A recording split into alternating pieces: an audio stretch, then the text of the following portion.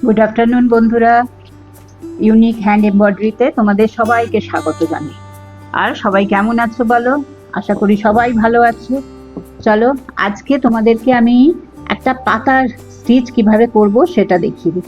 জানো তো, অনেক সময় বিভিন্ন রকম পাতা বানাতে আমাদের ইচ্ছে করে, খুব মানে সিম্পল সেলাই দিয়ে একটা পাতা যদি আমরা তৈরি করতে পারি তাহলে কি রকম হয়।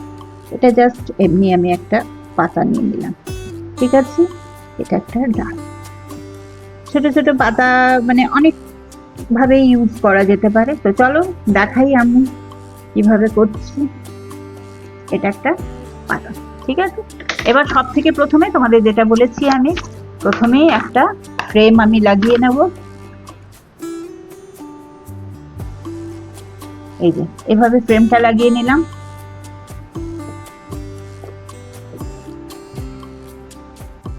এবার আমি প্রথমে সুতো নেব, একটা ডার্ক সবুজ কালারের। এই যে এই রংটার সুতোটা আমি নেব, ঠিক আছে। সুতো সব সময়তে এটা একটুখানি ডিপ রঙের নিচ্ছি, আর পুরো সুতোটাই নিচ্ছি, এইভাবে মোটা মতন সুতোটা নিচ্ছি, ঠিক আছে।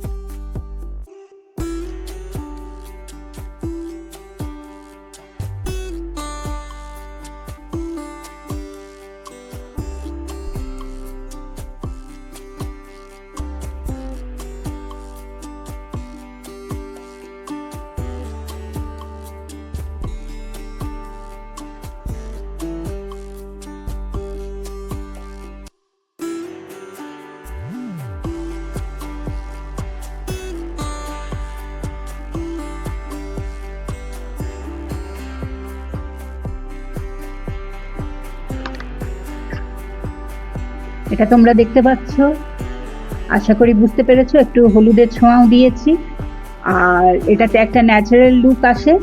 এরপরে একটা কথা তোমাদের আমি সবসময় বলি যে আমার ভিডিও কখনো স্কিপ করবে না, হয়তো কখনো সেলাই করতে করতে ছোটোখাটো কিছু টিপস দেবো। এর ওপরে যখন সেলাইটা ফিনিশ হয়ে যাবে, শেষ করবে তোমরা, তখন একটা সুতির ভিজে পাতলা, মানে পুরোনো ধুতি ছেঁড়া টাইপের হলেও হবে, ওটাকে হালকা ভিজিয়ে এটার উপর রেখে এটাকে যখন আয়রন করে দেবে, এই জিনিসটা একদম বসে যাবে, পুরো স্মুথ ভাবে বসে যাবে, আর এটা দেখতে খুবই সুন্দর লাগে। এইরকম ছোট ছোট পাতা দিয়ে তুমি বিছানার চাদর করো, কিংবা তোমার কুর্তিতে কাজ করো, কিংবা হয়তো মাকে ব্লাউজই বানিয়ে দাও। ব্লাউজটা রেডিমেড কিনে নিলে তার মধ্যে এরকম ছোট ছোট পাতা, দেখবে খুব সুন্দর লাগবে। আশা করি তোমাদের ভালো লেগেছে। যদি ভালো লেগে থাকে অবশ্যই বন্ধুদের মধ্যে শেয়ার করে দিও এই ভিডিও। আর আবার দেখা হবে, আরেকটা নতুন কিছু সেলাই নিয়ে আসছি এর পরের ব্লগে। ততক্ষণ সবাই ভালো থেকো, সুস্থ থেকো, সবাইকে ভালো রেখো। আর আমার এই ভিডিওটাকে শেয়ার করো, কমেন্ট করো, যদি ভালো লাগে একটা লাইক করে দিও, আর অবশ্যই সাবস্ক্রাইব করো। আবার দেখা হচ্ছে আগের একটা ব্লগে। Bye bye, tata.